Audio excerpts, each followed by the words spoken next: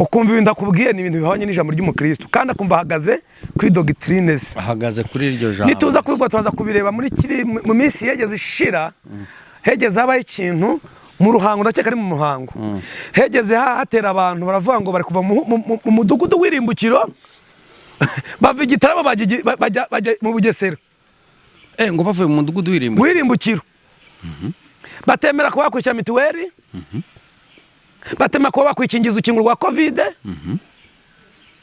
bavuga ngo ni Imana agize ate, ngo barimo bava mu mudugudu w'irimbukiro bakujya mu mudugudu w'iki.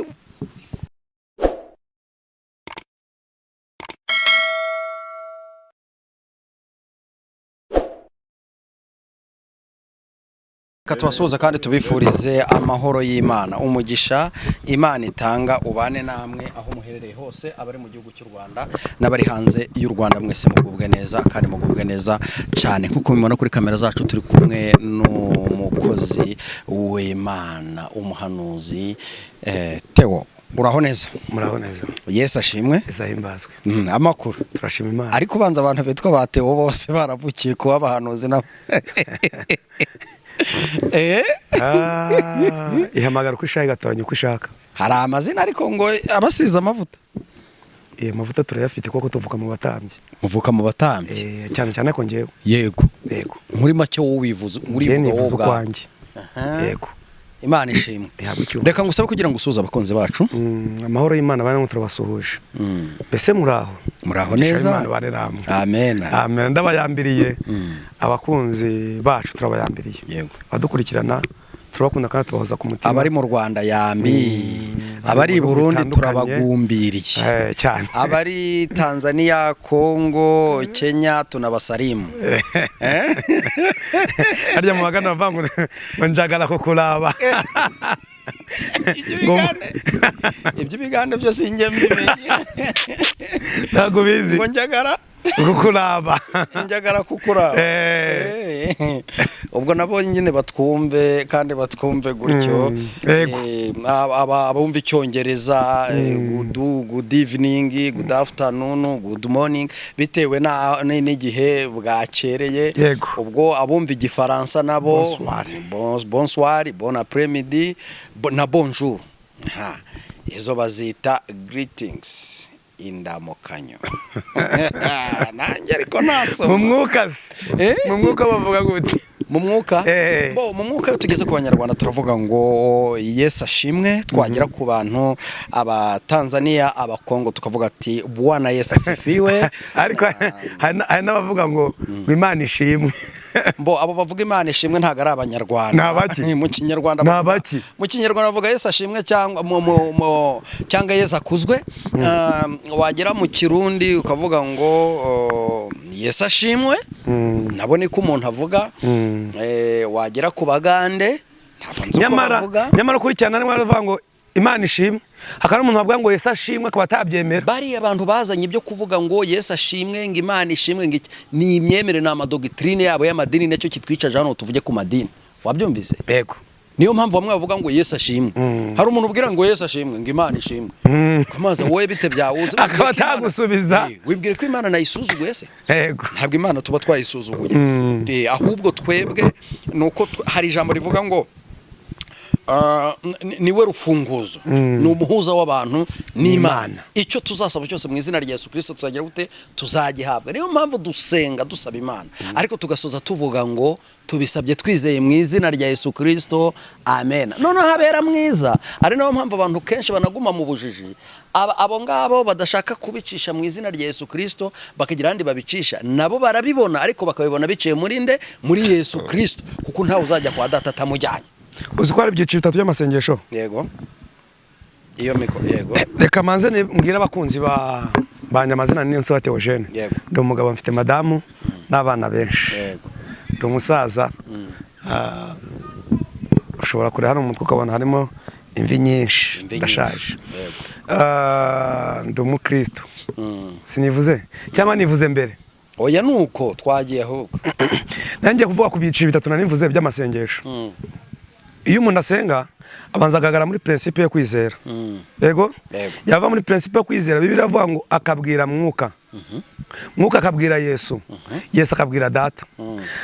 ntabwo ushobora kujya kubwira perezida w'igihugu utabanje kunyura mu isibo. yego Bibaho se? ntibibaho. Iyo ufite ikibazo gikubita mu isibo byakanga ukajya hehe? Mu mudugudu. Umudugudu wavuga ukajya hehe? Mu kagari kavuga ukajya mu murenge ukajya hehe? ku karere akarere wakavuga ukajya hehe? ku rwego rw'igihugu. Ubwo uvuye ku rwego rw'igihugu byananiranye uhita ujya hehe? Kwa perezida. Yes. Iyo ubonye amahirwe, nanjye njyewe ntago mba mbizi. Iyo ubonye amahirwe wandika kugira ngo ureke kuzavuga ikirego cyawe. Ariko hanyuma urya abantu dusenga ugasanga ufite ibibazo, mwami Yesu data wa twese, none arabizi ko ari data wa twese, ariko reka gusimbuka inzego. Kagusimbuka inzego kuko hari inzego zikwiriye kubwirwa. Ijambo ravuga ngo bwira mwuka abwire Yesu abwire data. Data namara kubona ko ibyo uri gusaba ubikeneye ahita agusubiza. Yego arahita ko agusubiza.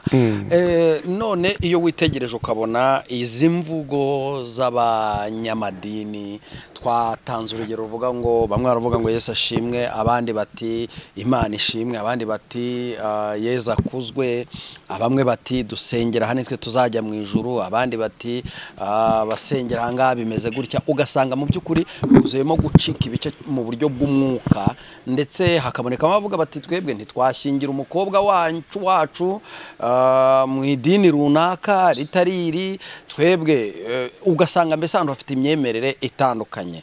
Ndagira ngo uze kuza kumbwira, ese mu by'ukuri ni wo muhamagaro niko Imana iba yabishatse, cyangwa umuntu yubahirije iby'idini rimubwira ashobora kutabihanirwa? Ndaza kubivuga mu byiciro nka 3 cyangwa mu byiciro nka 4. Inshamvu ujye mu byiciro 3. Uravuze ngo uko usuje umuntu aho gusubiza igitandukanye ni imyemerere ye, bivuze guterwa n'uburyo yigishijwe. Iyi saha tuzi neza yuko ndaza kubivuga kwa padiri, ntabwo nigeze mpabatizwa ntabwo nigeze nsengera kwa padiri, ariko kwa padiri habaye ikintu cyitwa yuko umwana avutse bamubatiza umubatizo wo ku gahanga, bakamusengeshereza, ni nk'imibatizo igera muri 3 cyangwa 4 bamukoreraho.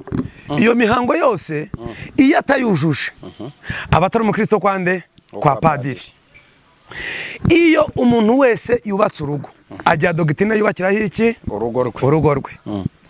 Rero ntabwo turibuza kuveba aba bantu bitewe no kwizera kwabo cyangwa no kwemera kwabo. Icya mbere ashobora kuvuga ngo Yesu ashimwe, Imana ishimwe, akaba azi neza Imana yiwabwiye. Kuko abantu benshi bafite imana nyinshi. Bafite imana nyinshi. Kuko iyi saha ushobora kugera n'umuntu ukumva ibintu akubwiye ni ibintu bihwanye n'ijambo ry'umukristo, kandi akumva ahagaze kuri doctrines, ahagaze kuri iryo jambo. Nituza kubigwa tuza kubireba mu minsi yegeze ishira, hegeze habaye ikintu mu ruhango, ndakeka ari mu muhango, hegeze hatera abantu baravuga ngo bari kuva mu mudugudu w'irimbukiro bava Igitarama bajya mu Bugesera. Ngo bavuye mu mudugudu w'irimbukiro batemera kuba bakurikira mituweli, batemera kuba bakwikingiza urukingo rwa covid, bavuga ngo ni Imana agize ate, ngo barimo bava mu mudugudu w'irimbukiro bakujya mu mudugudu w'iki. Bagezeyo batangira gushwanirayo. Uyu muntu kumusanga ukajya kumuhugura, ari umuntu waguye yarazi Imana, kugira ngo azagaruke mu nzira biravuna. Yego. Uwo ni uwa mbere. Undi muntu wa kabiri ni umuntu wica ibintu abizi, akagera ahantu, yagera ahantu baseka agaseka, yagera ahantu bavuga ku bantu akabavugaho, yagera ahantu basebyanya akabasebya. Uyu muntu no kugira ngo uzagenda nawe biravuna. Negeze mbwira umuntu amuga ngo iyo ubanye n'inshuti uzi neza yuko inshuti kuryarya, ukabanye n'iyo nshuti zikuri kuryarya, biroroshye kubana nayo. Mbanye nawe nzi yuko uri indyarya kuri ngewe no kukwirinda nabishobora. Umuntu mubi ni ya nshuti kuryarya utabizi, akaza ku buzima bwawe iteka n'iteka, ari wa muntu ugira ngo mwicare musubire mu magambo y'ibyo runaka yavuze, mwicare muvuge ngo runaka yakuvuze gutya, mwicare ujya kwisobanura. Wa wundi uzatuma iteka n'iteka uhora mu manza kujya kwisobanura ibyo utazi, kandi we yakoresha ibishoboka byose akugeraho, ashaka ibimenyetso arabibona kugira ngo abone uburyo agira ate ari buze kukubera ikibazo. Uyu muntu rero mwene uwo nguwo ikiruta ibindi byose wamwirinda. Ariko burya ya nshuti izika kuryarya nuko intane igihumbi mfite, ariko bwacya mu gitondo ukabona yaguze inzu. Uwo nguwo ni indyarya, amaze kumenya ko ari iki, ni indyarya. Muzabona uko ari iki, nakubwira ikintu uzacyemera 30% cyangwa 10%. Vuge ngo nubwo akimbwiye ndaza kucyemera uko mbibonye, kuko kuva kira bamyuna Toma yemeraga uko abonye, yagendanaga na Yesu. Si ikibazo.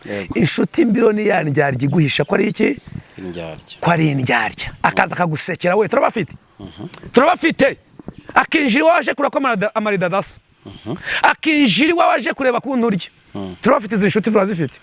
Izi nshuti rero izi ngizi ziragoye, kuko arabanza akazakubikamwe icyizere akureka yuko muri inshuti, kuko muri abavandimwe. Reka tuve mu bantu muri rusange, ahubwo twinjire mu itorero nyirizina. Yego, bambe mu idini. Ntabwo ndasobanukirwa, ndategura kuzashaka umuntu udusobanurira itorero, idini, uburyo bibanamo, uburyo bikoranamo. Nkanamenya ngo itorero niri, idini naryo niri, kuko ngewe ntabwo nabisobanukirwa ibi bintu. Sibyo nifuza ko tuganira. Reka twinjire mu itorero, twinjire mu idini. Yego, none si umuririmbyi aririmbye ngo buri muntu mu itorero abuwejejwe muri ryo, nshuti reka kwiganyira, urahabwa imbaraga. Iyo umuntu ahawe imbaraga zihabwa he? Iyo umuntu ahawe imbaraga nshya azihabwa mu bugingo. Hanyuma kwiganyira umuntu yiganyira he? Mu bugingo, mu mutima. Nese itorero buri kumva riri he? Itorero riri muri wowe. Okay, ndashaka kuzabimenya neza impamvu riri muri nge, ariko bagafata idini bakaryita ngo itorero ADPR, itorero Adventiste, itorero runaka. Sibyo? Nibyo nshaka nyine kuzamenya. Ariko uyu munsi wa none iyo witegereje itorero ADPR ngo ufite itangazo ryihutirwa.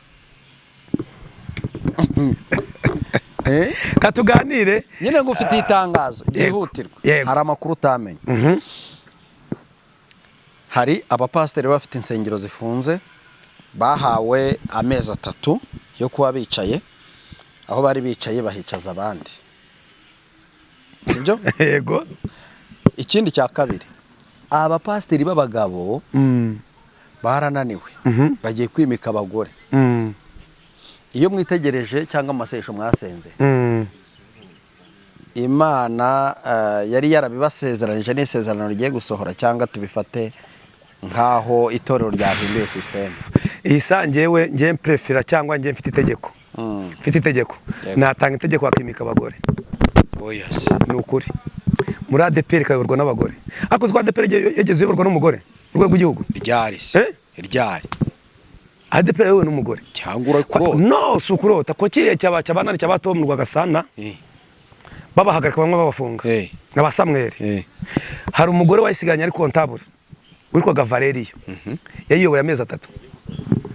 Ariko ubwo urumva ntabwo yayiyoboye nk'umuvugizi mukuru. Yayiyoboye nk'iki muri amezi 3? Amezi 3 washaka cyangwa niragisinyagaho. Ziba cyuho ntabwo. Ariko yayiyoboye. Yarayiyoboye. Ntabwo ndibuze kuza ndashaka kugira ngo mbere hasi kujya kibazo mbashije. Icyambere mu itorero rya ADPR. Icyambere babanje kuvana mu mwuka w'Imana. Ngo igihe cyageze umwana mu ndafata gambanirwe. Bari kuzamenya yuko Petero agenda na zirankota. Ariko Petero mwanya ngo yese azizamura. Aravuga ngo bagufata ndiye na zino nkota afite. Abagaragaje uwariwe. Twihute tujya ku kibazo wambajije. Cy'itorero. Tunagana ku musozo. Impamvu nari mvuze iki kintu. Sobanure neza. Mvuze ngo iyo wanze umuntu kamvuge ku itorero ADPR. Itorero ADPR hari dogitine zivuga ngo nta muntu wemereye gutunga umusatsi. Icyo nicyo kintu cya mbere ADPR ivuga cya mbere. Kabiri, nta muntu wemereye kwambara ipantaro. Gatatu, nta muntu wemerewe kunywa inzoga no gusambana. Ahari ibyo cyo kunywa inzoga no gusambana, no gusambana babisangiye nani matorero yandi ku mpande na Gatolika. Ndabizi neza muri Gatolika harimo ikintu cyitwa kwemera umuhamagaro. ADPR imaze kwanzura uwo mwanzuro bavuga ngo turabyemeye. Bavuga yuko uwo muntu atemere kurya igaburo ryera, nibyo koko. Bavuga ko uwo muntu atemeye kwitaba inama y'abakristo, kuko nibyo.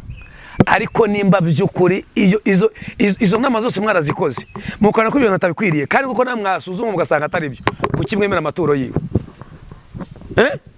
kuki mwemera amaturo yiwe umuntu agatambuka yashyizeho imisatsi yambaye ijipo agiye gutura imbere kandi ibiseke biri imbere kwa pasiteri ntamukunga ngo aya maturo yawe yareke ayo maturo yawe yareke kuko uriho umuziro urumva yuko icyambere afite umusatsi kandi muri dogitine z'idini ntabwo byemewe kabiri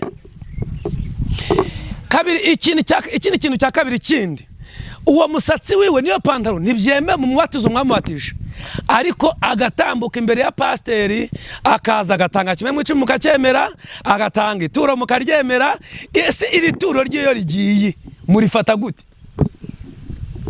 bashuma mutubwire mushumbye ADPR iyo iri turo ryiwe muryakiriye muzi ko mutemera ko mwamuha igaburo ryera muzi ko mutamwemeye ko yakwitaba inama y'abakirisitu ariko mukakira amaturo yiwe ese bijyanirwa mu cyo gitabo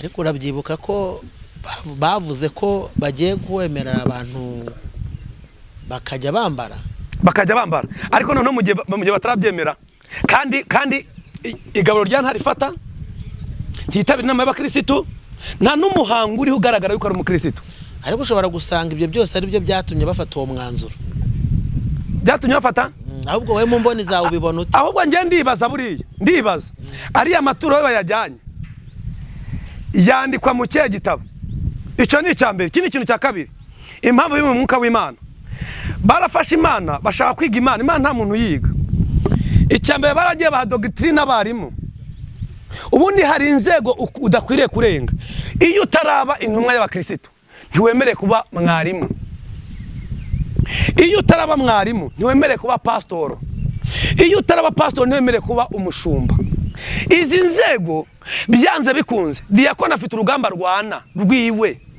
iyo urwo rugamba rurwanya akarutsinda Imana iramuzamura mu iraka ikamugira mwarimu iyo atarininzwe nawe akava ku bwarimu akazamuka yitwaye neza arazamuka akaba nde akaba pasitoro none izi nzego zose bashyizeho mwarimu ntashatse kumva ibitekerezo by'umudiyakoni ntabwo abishaka ashaka kugira ngo yumve ibitekerezo byavuye ibukuru iteka n'iteka ahantu hose hatari umwuka w'Imana ijambo ry'Imana abantu bigira iki ibyigenge none umuntu arahaguruka mu itorero yajya guhanura ngo ni mu mucecekesheje mpagarariye Imana ese ko tubona umunsi uzuka tubwira ngo abantu nibakora ibintu bitari mu nzira nziza tubona nawe imyitwarire yawe tubona uhagaze imbere y'abantu atari shyashya ugashaka gucecekesha Imana icyo kora cyo nakunda Imana ikimwe ntabwo Imana umuntu ayirwanirira yo ubwayo irirwanirira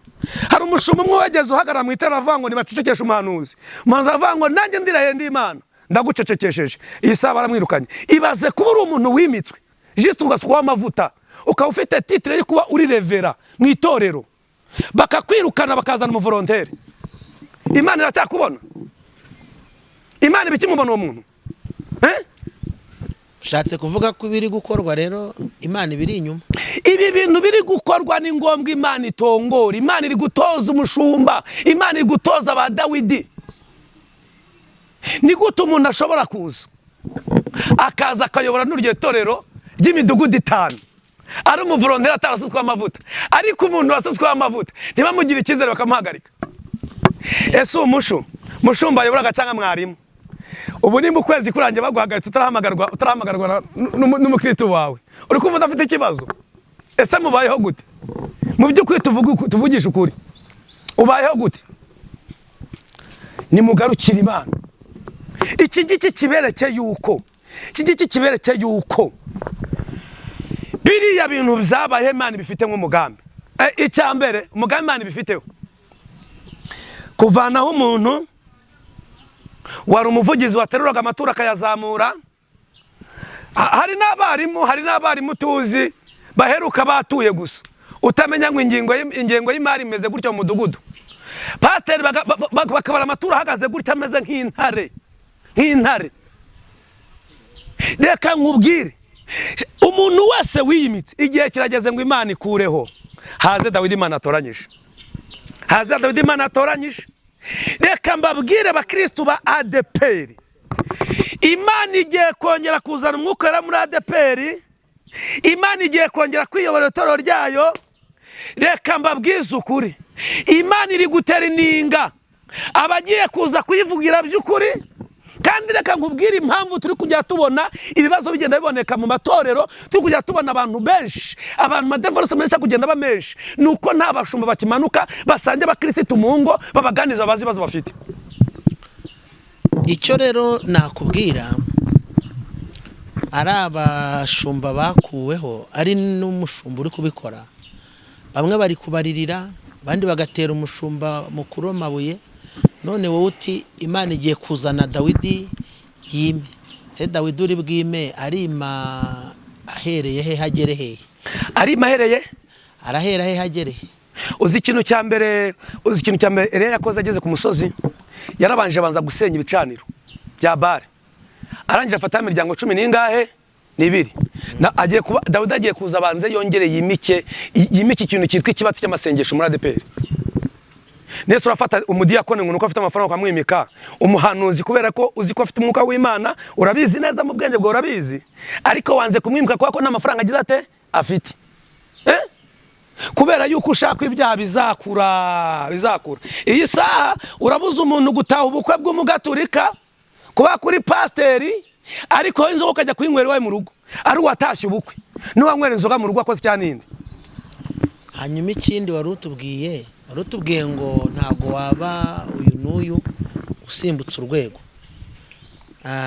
Urabiduhuriza kuko Imana ikora uko ishaka, iryo ni ijambo ryayo, ariko uraduhuriza aho bizira cyangwa se aho biba bibi, kubera ko n'urugero si igitangaza ko umuntu ubwo yaba pasiteri atarabaye umudiyakoni, ariko